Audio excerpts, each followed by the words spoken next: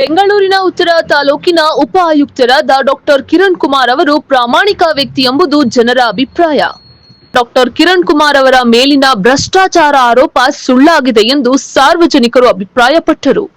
ಬೆಂಗಳೂರು ನಗರ ಜಿಲ್ಲಾಧಿಕಾರಿ ಅವರು ಡಾಕ್ಟರ್ ಕಿರಣ್ ಕುಮಾರ್ ಅವರನ್ನ ಸಮೀಕ್ಷೆಯೊಂದರ ಮೇಲ್ವಿಚಾರಣೆ ನೇಮಿಸಿದ್ರು. ಈ ಹಿನ್ನೆಲೆಯಲ್ಲಿ ಎಸಿ ಕಿರಣ್ ಕುಮಾರ್ ಅವರು ಕಚೇರಿಗೆ ಬಂದಿರಲಿಲ್ಲ. ಹಾಗಾಗಿ ಕಿರಣ್ ಅವರು ಕೆಲಸಕ್ಕೆ ಬರ್ತಿಲ್ಲ ಎಂದು ಸುಳ್ಳು ಸುದ್ದಿ ಹಬ್ಬಿಸಿದ್ರು ಎಂದು ಕಂದಾಯ ಇಲಾಖೆಯ ಹೆಸರು ಹೇಳಲು ಇಚ್ಛಿಸಿದ ಉದ್ಯೋಗಿಯೊಬ್ಬರು ಮಾಧ್ಯಮಗಳಿಗೆ ಮಾಹಿತಿ ನೀಡಿದ್ರು. ಡಾಕ್ಟರ್ ಕಿರಣ್ ಕುಮಾರ್ ಅವರನ್ನ ವಿರೋಧಿಸುವ ಕಿಡಿಗೇಡಿಗಳು ಕಿರಣ್ ಅವರ ಬಗ್ಗೆ ಸುಳ್ಳು ಸುದ್ದಿ ಹಬ್ಬಿಸುತ್ತಿದ್ದಾರೆ ಎಂದು ಸಾರ್ವಜನಿಕರೊಬ್ಬರು ಮಾಹಿತಿ ನೀಡಿದರು.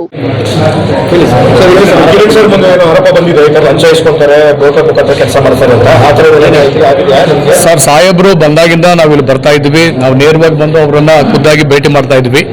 ಬಂದ ತಕ್ಷಣ ತುಂಬಾ ಚೆನ್ನಾಗಿ ನಮಗೆ ಸ್ಪಂದಿಸ್ತಾ ಇದ್ದಾರೆ. ಕೇಸ್ ವರ್ಕರ್ಗೆ ಜವಾಬ್ದಾರಿಯನ್ನು ಕೊಡ್ತಾ ಇದ್ದಾರೆ. ಅವರು ನಮ್ಮ ಕೆಲಸಗಳೆಲ್ಲ ಮಾಡಿಕೊಡ್ತಾ ಇದ್ದಾರೆ. ನಾವು ಇದುವರೆಗೆ ಯಾವುದೇ ವಿಧವಾದಂಥ ಲಂಚ ಆ ಥರ ಏನೂ ಇಲ್ಲ ಸರ್.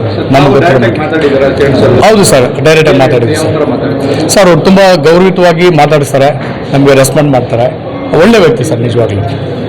ಯಾವುದೇ ಬ್ರೋಕರ್ ಕೆಲಸ ಮಾಡಿಸ್ತಾರೆ ಅಂತ ಹೇಳ್ತಾ ಇದ್ದಾರೆ ಸರ್. ನನಗೆ ಗೊತ್ತಿರುವಷ್ಟು ಮಟ್ಟಿಗೆ ಯಾವ ಬ್ರೋಕರ್ ಕೂಡ ಇಲ್ಲ. ಈಗ ನಾನು ಸಾಮಾನ್ಯವಾಗಿ ಒಬ್ಬ ರೈತ.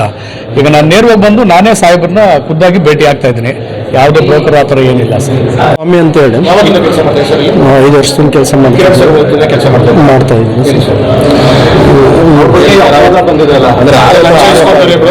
ಕೆಲಸ ಮಾಡಿಸ್ತಾರೆ ಅಂತೆಲ್ಲ ಏನ್ ಹೇಳ್ತಾರೆ? ಆ ಥರ ಏನಿಲ್ಲ ಸರ್, ನಮಗೇನು ಆ ಥರ ಅನ್ಸಲ್ಲ. ಯಾಕೆಂದರೆ ಖಡಕ್ ಆಫೀಸರ್ ಅವರು. ನಾವು ನೋಡಿರೋ ಪ್ರಕಾರ ನಮ್ಮ ಜೊತೆ ಎಲ್ಲ ಸ್ಟ್ರಿಕ್ಟ್ ಆಗಿ ಭಾಳ ಇದು ಮಾಡ್ತಾರೆ. ಪಬ್ಲಿಕ್ ಎಲ್ಲ ಸ್ಪಂದಿಸ್ತಾರೆ. ಮತ್ತು ಏನೇ ಇದಿದ್ರೂ ಮೊದಲು ಸೀನಿಯರ್ ಸಿಟಿಸನ್ನ ಭಾಳ ಗೌರವಿಸ್ತಾರೆ ಅವರು.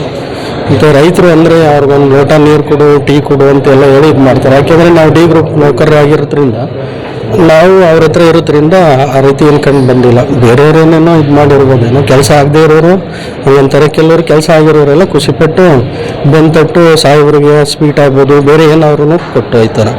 100% ಇಲ್ಲ ಸರ್. ಆಲ್ಮೋಸ್ಟ್ ಸರ್ಕಾರದ ಕಡೆಯಿಂದ ಪ್ರೆಸರ್ ಇದೆಯಲ್ಲ, ಮೀಟಿಂಗ್ ಅದು ಇದು ಅಂತ ಹೋದಾಗ ಸ್ವಲ್ಪ ಸಿಗಲ್ಲ ಅಷ್ಟೇ. ಅವಾಗ ನಮಗೆ ಹೇಳ್ತಾರೆ, ಯಾರನ್ನ ಕಾಯಿಸ್ಬೇಡಪ್ಪ, ಇವತ್ತು ಮೀಟಿಂಗ್ ಇದೆ ಹೋಗ್ಬಿಡಿ ಅಂತ. ಕೆಲವು ಟೈಮ್ ಸಿಟಿ ಮುಗಿದ ತಕ್ಷಣ ಹೊರಗಡೆ ಅಲ್ಲಿ ಇಲ್ಲಿ ಮೀಟಿಂಗ್ ಹೋಯ್ತಾರೆ ಅಷ್ಟೇ. ಇಲ್ಲ ಸರ್, ಆ ಥರ ಯಾರು ಇಲ್ಲ.